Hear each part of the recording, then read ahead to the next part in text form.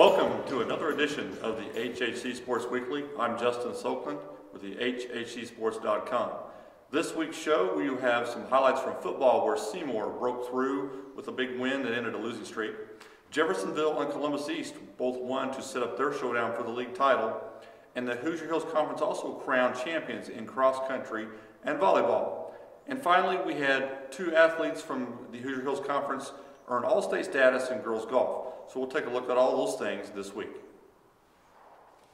Seymour stunned Jennings County 25-22.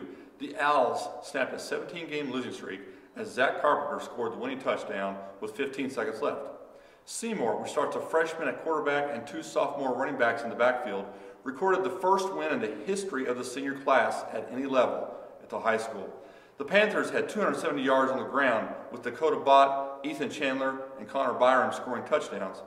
But the story was the Owls, who finally broke through for second-year coach Josh Shattuck. Well,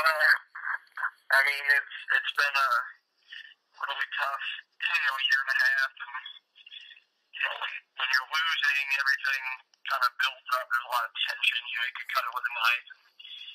Coaches are on edge, players are on edge, parents are on edge. Especially the way we've been losing as well. We haven't really been competitive, and so it just does absolute wonders for us. It was the first win that our seniors have had since middle school. They were 0-9 as freshmen, 0-9 as JVs, 0-10 as juniors, and we're 0-6 up to this point.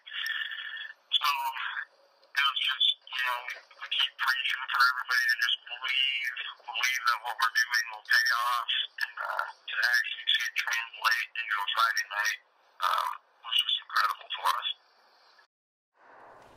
At Blair Field, Jeffersonville handled New Albany 48-13. The Red Devils erased an early deficit and scored 41 unanswered points to overpower the Bulldogs. Jeffersonville did most of its damage on the ground, even after a storm blew through in the second quarter.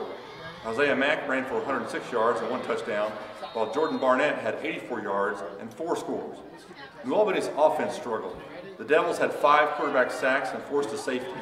The Bulldogs had only 3 total yards in the second half, and both their first downs after intermission were by penalties. You turned it on against them. I don't know what's happening in the home games, but every home game we've gotten behind.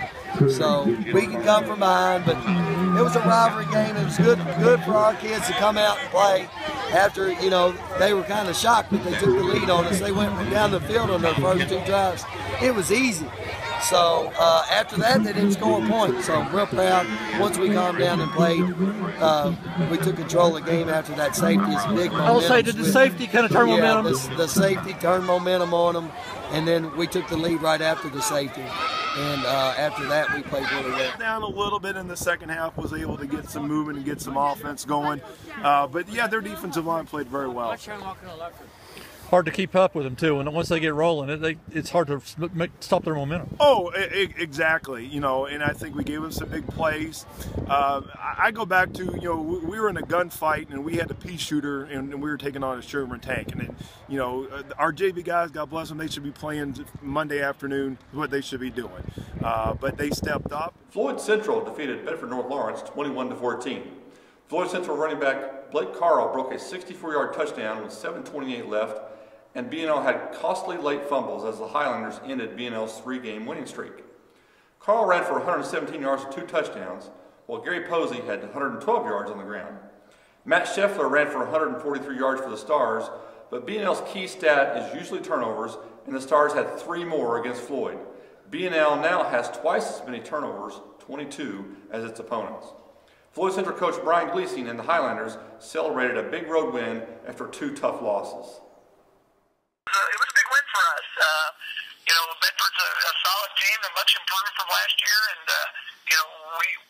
we came out and in the second half were able to run the ball a little bit and get some. Blake Carl came in at running back and had some big runs. We had 2 backs over 100 yards, Gary Posey and Blake Carl. Our defense was kind of did some good things for us. We gave up some yards, but we bent but didn't break, and we were excited about our effort. It was a team effort, and it was probably our best defensive effort of the year. Columbus East continued its march through the HHC with a 62-7 win over Madison. Markel Jones, who is now one of the leading candidates for Mr. Football, had another spectacular night. Jones ran for 311 yards and 8 touchdowns, all in the first half. By the way, he was also crowned the homecoming king at halftime. Actually, Jones and the Olympians already ruled the HHC and Class 4A. Madison coach Patrick Morrison, the latest victim, believes East could be destined for a second straight state title. Markel Jones is definitely a Division I running back. Probably be a guy, we've seen on TV in a couple years. He's able to stop on a dime and cut back. He's a big, strong guy. He's able guys grab a hold of him and they're going to go for a ride. So it takes a couple guys to bring him down. Definitely a good running back, and of course, Columbus East always has. Over the last couple of years, been a well-coached ball club, and they come into the game ready to play. In other sports, Madison's Amanda Detmer, B&L's Kennedy Holtzclaw, and Floyd Central's Morgan Stanley competed in the IHSAA Girls Golf State Finals at Prairie View Golf Club in Carmel. Detmer and Holtzclaw earned all-state status by finishing in the top 10 among the 100 individuals who were in the field. In cross country, Floyd Central swept the boys and girls titles at Hanover College. The Highlanders dominated the girls race with 6 finishers among the top 7. Melanie Combs was the winner in 1925. Floyd Central also scored 61 points to win the boys' meet, while Seymour's Daniel Hausberger was the individual champion in 1637.7. And in volleyball, number 7 Floyd Central won the league title, beating Columbus East 25-21, 23-25, and 25-18 in the championship match at Jennings County. This week, the state tournaments for boys and girls soccer get started. And in boys tennis, Floyd Central will host the team regional, and that champion will advance to the Sim State at Jasper. This week's football matchups include B&L, which is 3-4 overall and 3-2 in the league, at Madison, which is 4-3 and 3-2.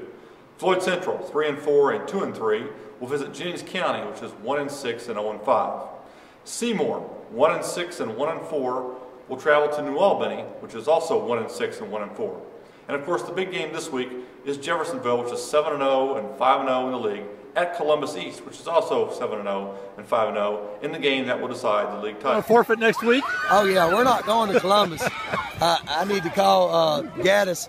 I waited till today to tell him I was even going to trade film, but we've not played them. We've scored 7 points. We're one of the highest scoring teams. Every time we go up there, something happens. We can't score. They lay down, they die. I don't know what the deal is. And don't forget, the IHSAA will conduct the draw for the state tournaments in football on Sunday night. That concludes this edition of the HHC Sports Weekly. Join us next week as we continue to talk about the league and its individuals and its teams, and be sure to follow us on Twitter and on Facebook. Until then, thanks for watching.